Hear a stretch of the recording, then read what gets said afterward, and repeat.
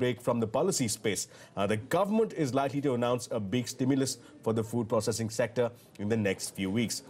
CNBC TV18 has learnt that the Ministry of Food Processing has floated a cabinet note for a national food policy which proposes a mix of tax breaks, fiscal incentives and further liberalisation of FDI rules in the food sector. Now, Ron Joy is standing by with more details on that. Ron, the long-standing request of foreign retailers to allow non-food items under the FDI policy, well, will that find a mention in this note as well? Well, yes, the big takeaway from this food processing policy cabinet which has been circulated is with respect to FDI and food retail. For quite some time, we now know that the Food Processing Ministry has been writing to various government departments, principally the DIPP, seeking relaxations in the FDI and food retail policy, because the current policy, though it allows 100% FDI in food, but it's only in food items, not in non-food or personal care items, which has been a bone of contention for many global retailers.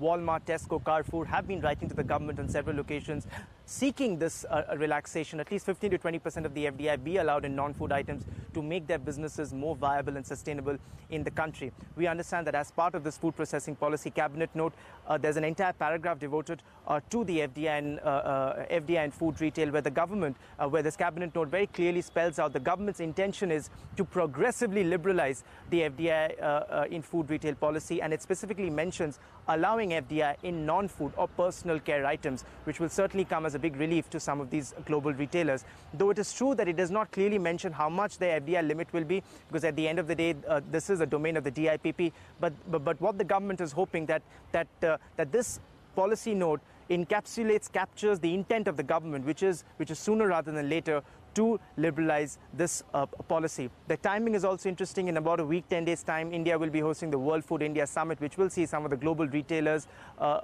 participating. And the ministry is hoping that a cabinet clearance can come before that, even though comments from PMO, Finance Ministry and DIPP are still awaited. As part of food processing policy, some of the important suggestions that this policy note will contain is seeking states to exempt 100% exemption of stamp duty on some of the manufacturing or food processing manufacturing plants. Apart from that, also seeking interest subventions on some of the fixed capital loans and creating a single window clearance. A whole host of these, the ministry is hoping that the cabinet note will come soon.